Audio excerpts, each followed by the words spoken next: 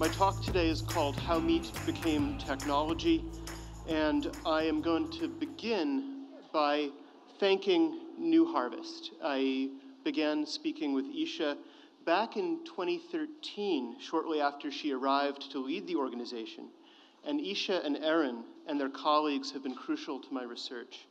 They have made New Harvest into a much-needed voice in the shifting conversation about cellular agriculture and cultured meat, not only because of the funding they provide for researchers or the companies they've helped to create, but also because of their efforts at education and transparent conversation about the future of food technologies.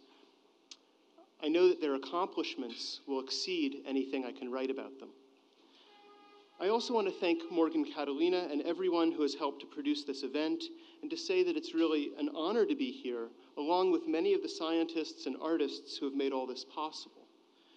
Many of you have trusted me with your thoughts and reflections, or brought me into your laboratory or company, and I'm grateful.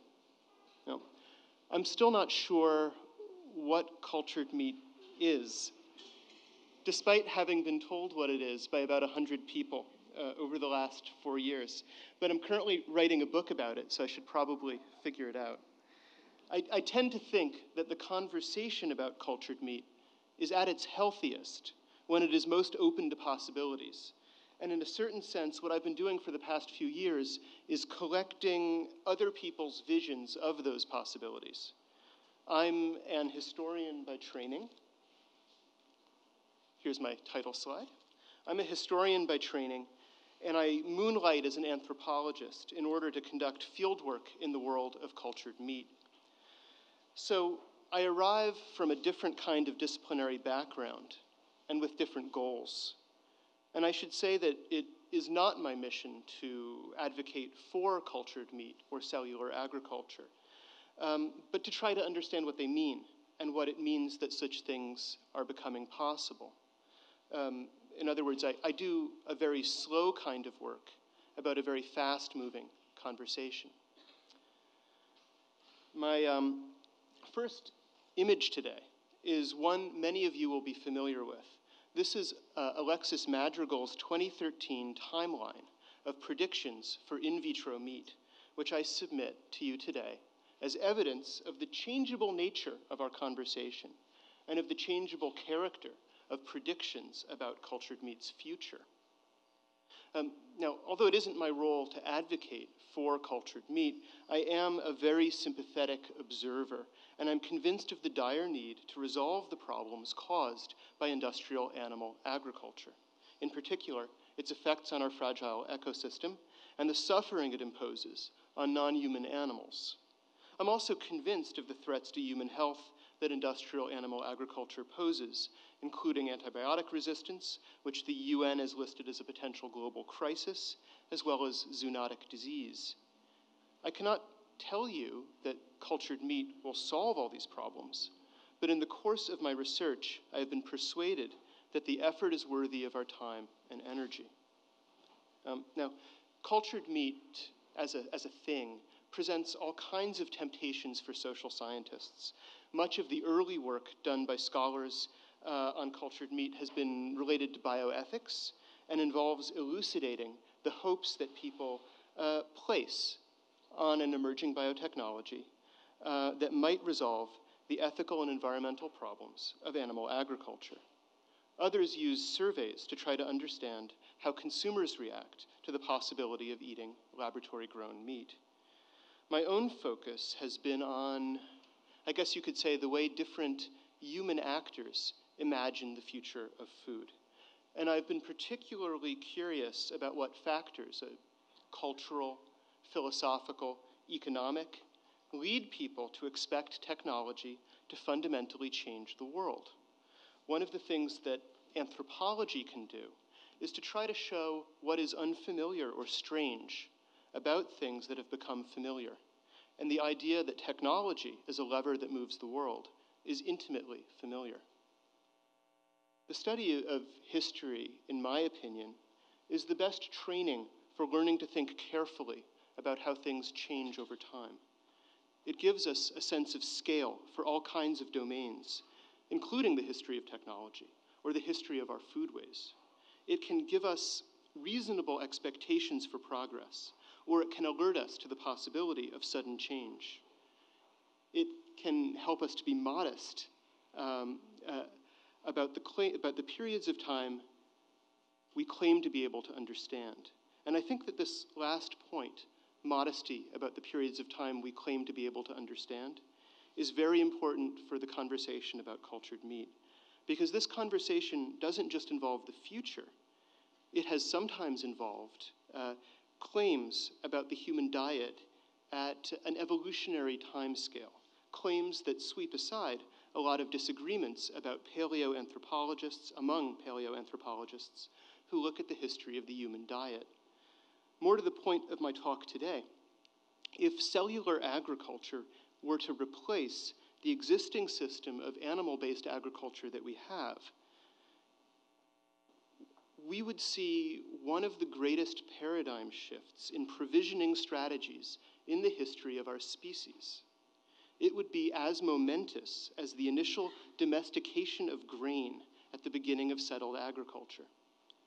And if we imagine this happening within a single human lifetime, or even a few lifetimes, we are talking about radical change at an incredibly compressed time scale.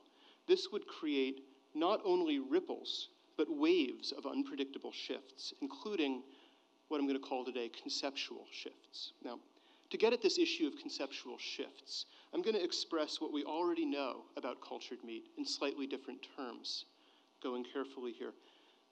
Many of cultured meat's advocates have suggested that we use animals as technologies for meat production the wrong way around by breeding, raising, and killing whole animals.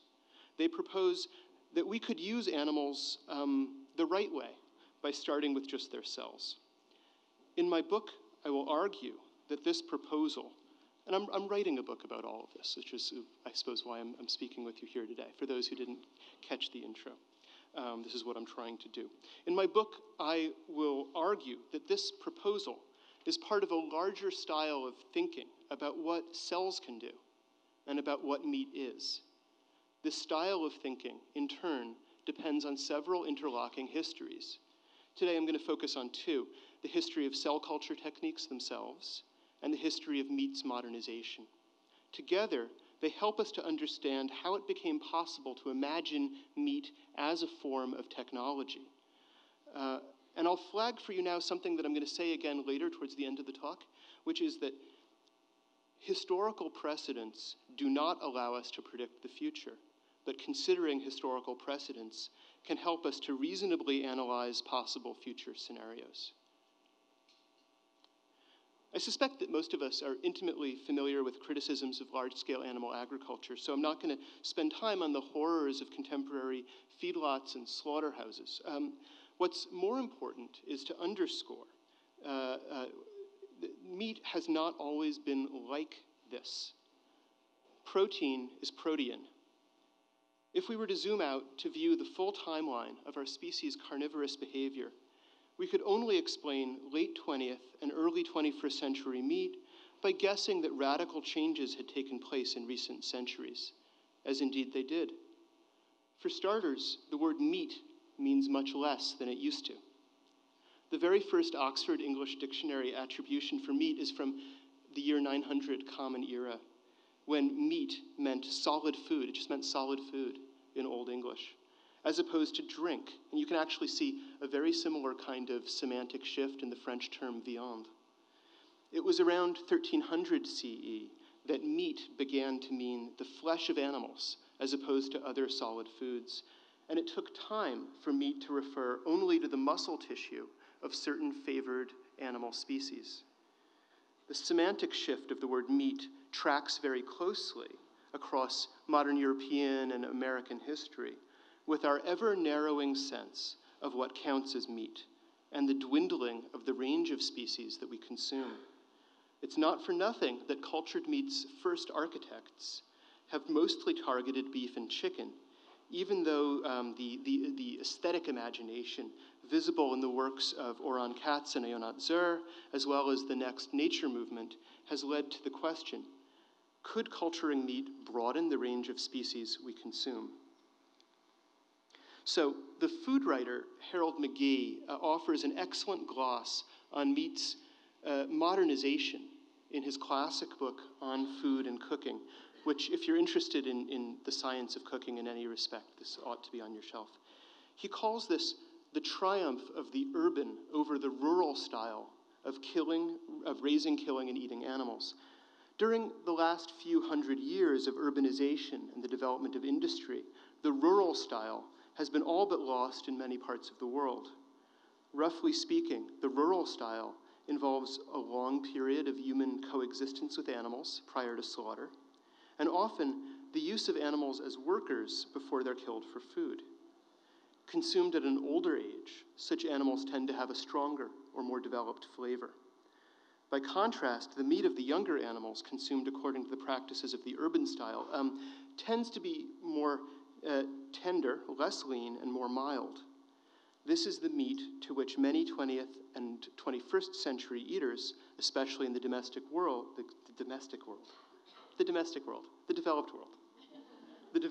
have grown accustomed. In 1927, the urban style of beef received government support in the United States through the U.S. Department of Agriculture's introduction of a grading system based in part on fat marbling. This grading system was informed by a series of public hearings conducted across the country in 1925, designed to give, you can anticipate this, the meat industry a voice. The features of the urban style of meat are intimately familiar, so much so that it can be hard to understand their strangeness. This kind of meat is plentiful, it's cheap, and it has become an expected centerpiece of Western meals, and of meals anywhere in the world the Western diet enjoys dominance. Urban meat also makes the experiences of animals mostly invisible to the consumer. I also want to note that meat and our ability to produce it has served generations of policy experts as a kind of a tool in arguments that we can live in a world of more or less permanent and constant economic growth, not to mention one in which agricultural yields will continue to keep pace with population growth. You could call this view, if you need a word for it, cornucopianism, a belief in cornucopia, the opposite of a much more familiar school of thought, Malthusianism. The agricultural gains of the 20th century made it seem to many that cornucopianism was in fact correct. As we know, the effects of animal agriculture on our environment are starting to make cornucopianism, in fact, look like some of its assumptions were very poorly founded indeed. As long as we use animal bodies as a technological substrate to produce food products at industrial scale, we pay certain prices for thinking that animal bodies support the indefinite growth of populations and markets. As Marin McKenna shows in her new book, Big Chicken slide, the head isn't cut off, that's the cover. Chicken producers have actually reached the limits of their ability to use subtherapeutic doses of antibiotics to promote growth. Hitting those limits may help to explain why some companies have been trying to reform their use of antibiotics, although the public conversation has, and for good reason, been about increased antibiotic resistance as a health hazard for humans. Now, the real point of this very brief review of meat's recent history is the following. The way we eat meat and our sense of what counts as meat is subject to change. For example, we, by and large, no longer eat swans. Technological changes, including train transportation and refrigeration, as well as social changes, including the emergence of new chains of production and value creation, led to the urban style of meat that most of us live with. And we eat the species that we eat, in part because they were comparatively, and I stress that word comparatively, amenable to industrialization. There is no reason to think that this style of meat will enjoy a kind of permanent dominion over our dinner plates, particularly if we actually succeed in moving from animal bodies to animal cells as the basic substrate. Now, this is an image of a project, a kind of thought experiment called The Pig in the Backyard, which a number of Dutch researchers have commented on. One of the most interesting things about this scenario, which I think Cor van der Velde and Clemens Driessen have written about in the context of a literature on bioethics, is that what's interesting about this is not that it involves culturing pig cells as a source of pork. It does. That's the sort of technological assumption of the scenario.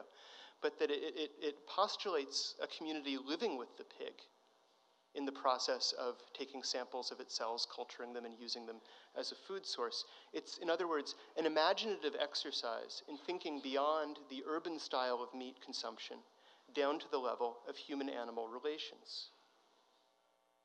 The science behind cultured meat is based on a series of reshuffled ideas about bodies, cells, and life that resulted from a series of experiments conducted by medical doctors and experimental biologists starting in the first decade of the 20th century. Because contemporary cultured meat research takes place in what I might call a trading zone between biology and medicine and engineering, not to mention another kind of trading zone between academic research and the startup world, it's worth noting that even at its inception, cell culture research seemed to blur boundaries, even as it excited imaginations. In 1890, before the first successful cell culture experiments, a biologist named Jacques Loeb wrote to the physicist Ernst Mach and described his ambition to create, quote, a technology of living substance, which did not only mean acting as a creator of living biological material, but shifting the priorities of biology entirely, from the formation of theories about life and living organisms to the control of life. For some of the people I've met and talked to over my past 4 years of fieldwork, Loeb's statement, Loeb's desire, his ambition, is entirely uncontroversial. The distinction between biology and engineering doesn't necessarily hold that much meaning for them. But for Loeb's own contemporaries in biology, it ran against their sense of the goals of their field. Now, in her really excellent and highly recommended book on the history of culturing cells, the historian of science Hannah Landecker makes the following point.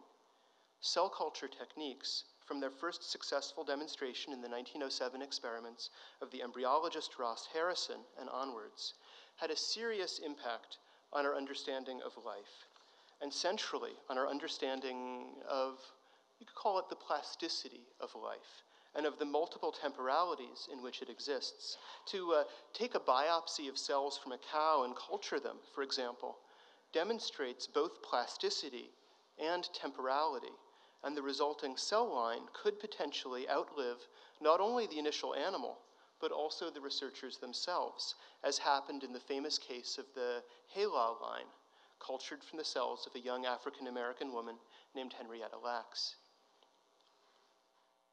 Here are Ross Harrison and Alexei Karel. In 1907, Ross Harrison kept fragments of amphibian embryos alive in glass vessels, so in vitro under glass.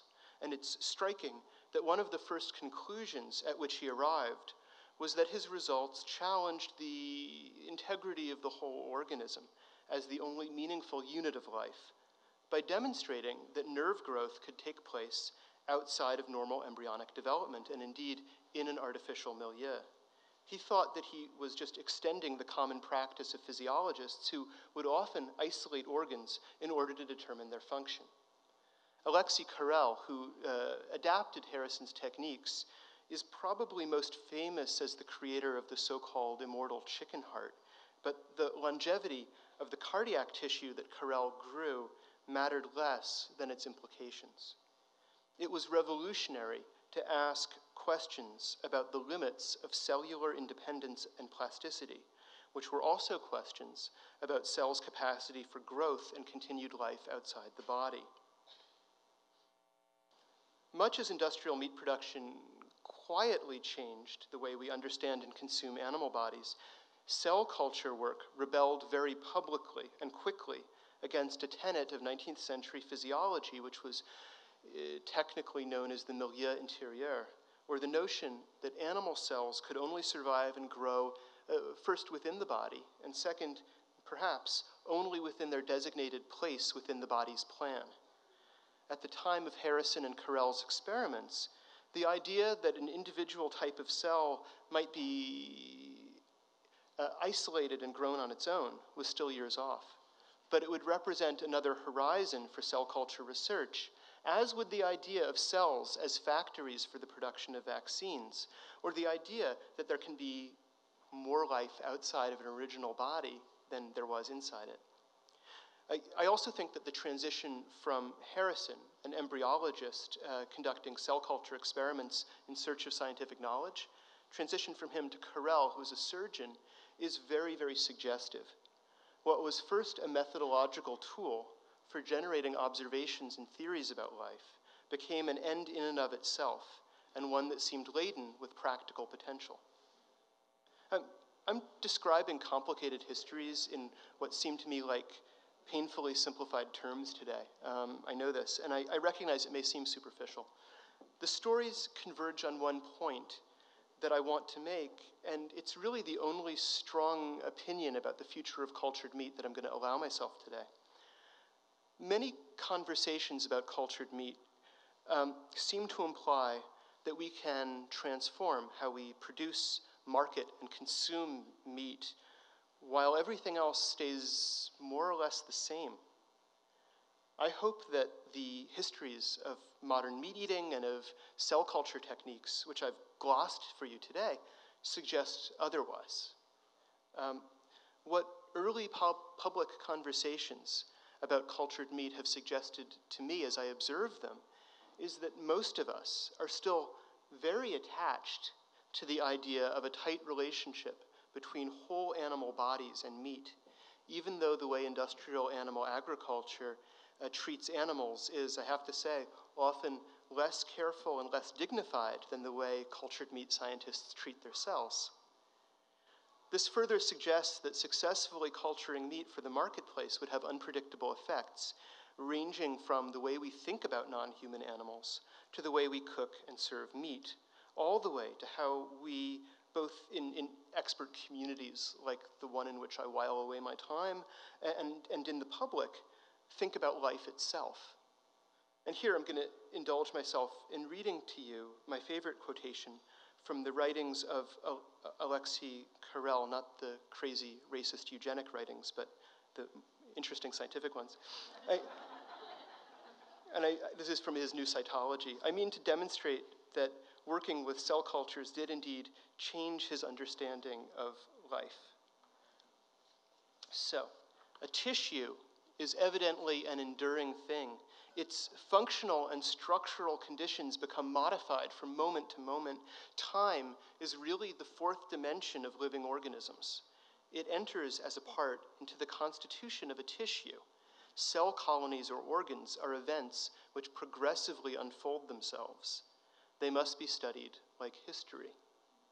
Now, at one point during my fieldwork, somebody asked me if historians can predict the future, and I answered no, and I answered no because I don't believe that precedent supports prediction. And most of the predictions about the future of food that I've been exposed to remind me of a phrase used by a professional futurist, a futures consultant named Scott Smith. Scott likes to call these flat pack futures, as if they arrive from IKEA in a flat pack ready for assembly, that are in a way insufficiently weird to accommodate the range of possibilities that the future holds. Here's an example. This is the 1955 Frigidaire kitchen of tomorrow, which is a kind of example of a flat pack future. But precedent does help us to understand a few general things about technological change. And in the case of food systems, new technologies tend to change many things about a system and not one part at a time. Culturing cells to produce meat might lead to forms of meat that imitate the ones we're already familiar with, but they could, at least in theory, lead to more. In physical terms, it might lead to new kinds of food products. In terms of food practice, it might change our relationship with meat altogether in ways we can't fully anticipate. So My research has left me optimistic on behalf of cultured meat, but I also hope that the research community surrounding it and pushing it forward has the patience and open-mindedness to follow its development and its effects as far as they can go. To assume that all we're doing is replacing existing products is merely an assumption. We may be doing much more. We may be capable of much more. We may, in fact, be gaining more tools for breaking out of the culinary templates and agricultural monocultures of the Western diet itself, and for rethinking the basis of human subsistence on this planet. Thank you very much. Oh, and asking questions, because we're going to be answering some of them, if we can get them up on the screen. I think if you advance the slide, it might pop up. Oh, yeah, okay. So our questions are populated. So I think this one's pretty interesting. You mentioned difficulties in predicting potential outcomes or predicting the future. You said we can't predict the future. Can we know how cellular agriculture might affect emerging third world economies or people in the third world? How might this technology affect people beyond Western culture? So if I understand the question, it's broad and open. It's not positing, in 10 years we have lab-grown hamburgers, who eats them and where, who can afford them? It's asking about maybe where in the world might cellular agriculture be most useful and how, right?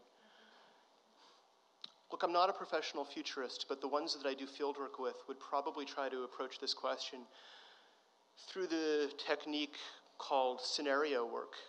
They would imagine a set of technical preconditions in the development of cellular agriculture, and then they would ask where possibly the basic materials for those kinds of technologies could be found, as well as a workforce.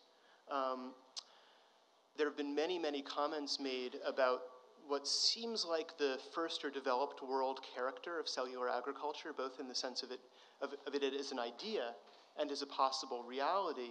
I think that the first thing to say is that looking at the price tags of early pieces of laboratory-grown meat or other products is, of course, not the right way to go. You might as well look at the price tag of the ENIAC computer and then expect you would never have the computer most of us seem to carry around in our pockets, right? But I don't have a specific scenario in mind for the deployment of cellular agriculture in the developing world. I can tell you what I would hope for, and I think I already expressed this in the talk, which is that my own hope would be that cellular agriculture would not become a means for the yet increased, not that like it needs it, reach of the Western diet. That's a really compelling response. Thank you for that. I think, yeah, one of the ones that's been upvoted a lot as well is, what do you hope people outside of this room, in this context, will take away from reading your book once it's published?